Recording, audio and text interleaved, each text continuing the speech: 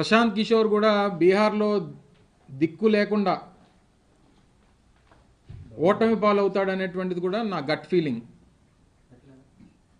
అలాగే ఈరోజు రాష్ట్రంలో, ఆంధ్రప్రదేశ్ రాష్ట్రంలో చంద్రబాబు నాయుడు, పవన్ కళ్యాణ్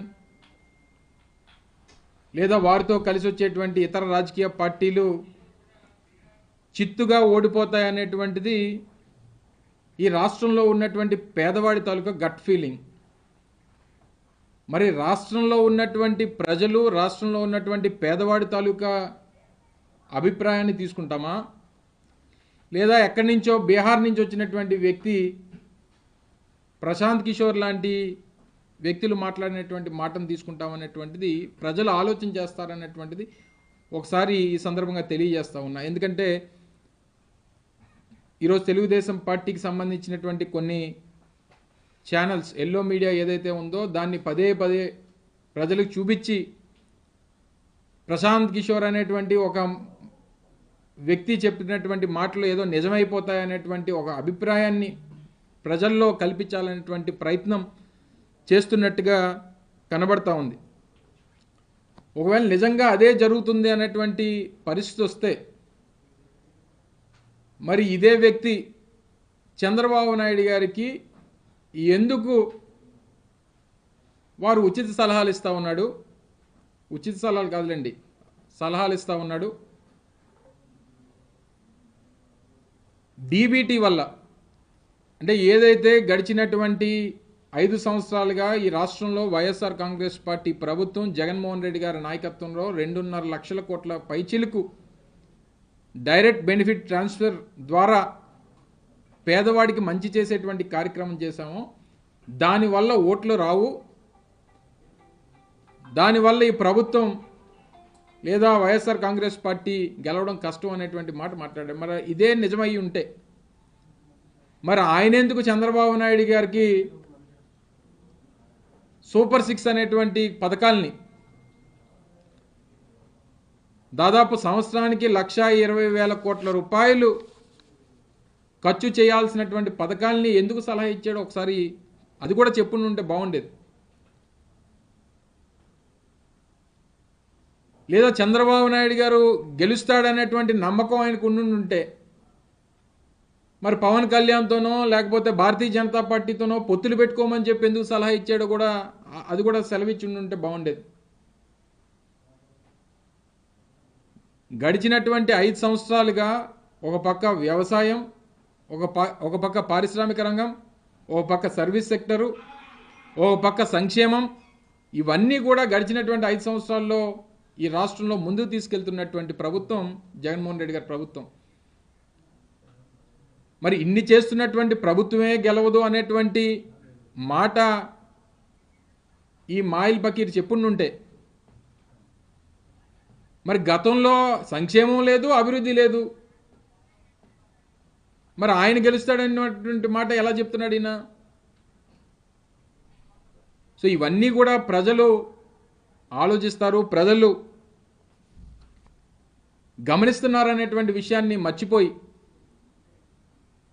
మన అందరికీ తెలుసు, రాష్ట్ర ప్రజలందరూ కూడా చూశారు. నెల రోజుల క్రితం ఆయన వచ్చి చంద్రబాబు నాయుడు గారిని బహిరంగంగా కలిసినటువంటి సందర్భాన్ని చూసాం. చంద్రబాబు నాయుడు గారిని కలిసిన తర్వాత జరుగుతున్నటువంటి పరిణామాలు చూస్తూ ఉన్నాం.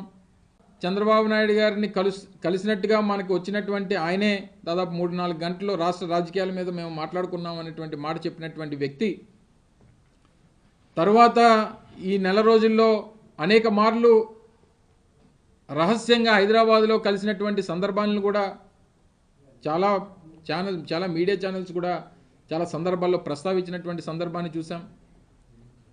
ఇవన్నీ జరుగుతున్నటువంటి క్రమంలో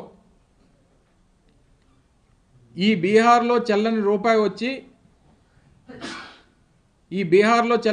వచ్చి ఇక్కడ రూపాయలు సంపాదించుకోవాలనేటువంటి ప్రయత్నం కనబడతా ఉంది. దాంట్లో భాగంగానే ఈ రకమైనటువంటి స్టేట్మెంట్స్ అన్నీ కూడా చేస్తున్నట్టుగా ఈ రాష్ట్ర ప్రజల తాలూకా అభిప్రాయం అనేటువంటిది తెలియజేస్తా ఉన్నా. ఒక పీకే సరిపోలేదని ఇంకో పీకేని తెచ్చుకున్నాడు చంద్రబాబు నాయుడు. ఒక పీకే సరిపోలేదని ఇంకో పీకేని తోడు తెచ్చుకున్నాడు. పీకే 1, పీకే 2.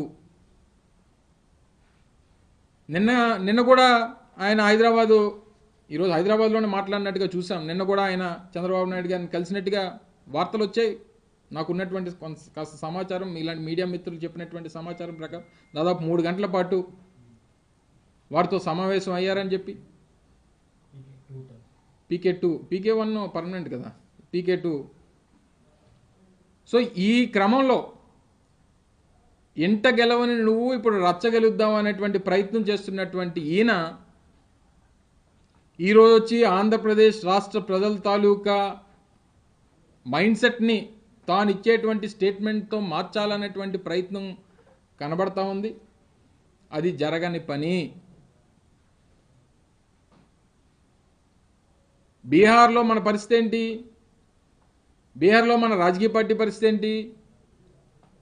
బీహార్లో ప్రశాంత్ కిషోర్ రాజకీయ పార్టీకి ఏదైతే పరిస్థితి ఉందో ఈరోజు ఆంధ్రప్రదేశ్లో చంద్రబాబు నాయుడు గారు కూడా అదే పరిస్థితి ఉంది. ఈ 2 చల్లని రూపాయలు కలిసి ఈరోజు ఆంధ్రప్రదేశ్ రాష్ట్రం గురించి, రాష్ట్ర రాజకీయాల గురించి, రాష్ట్రంలో ప్రజల తాలూకా ఉద్దేశాన్ని గురించి ఈయనేమన్నా మాటల మాంత్రికుడా, లేకపోతే ఏదన్నా మాయల మాంత్రికుడా? ఈయన ఏదో మాట చెప్పేస్తే అమ్మో ప్రశాంత్ కిషోర్ చెప్పాడు కాబట్టి అందరూ మన ప్రశాంత్ కిషోర్ గారు చెప్పినట్టు చేసేస్తామని. ఆయన గట్ ఫీలింగ్ వైఎస్ఆర్ కాంగ్రెస్ పార్టీ ఓడిపోద్ది అనేటువంటి గట్ ఫీలింగ్ ఆయనకుంటే, ఈ రాష్ట్రంలో ఉన్నటువంటి 5 కోట్ల మంది 5,30 లక్షల మంది ప్రజలకి తెలుగుదేశం పార్టీ, వారి తాలూకా మిత్రపక్షాలు,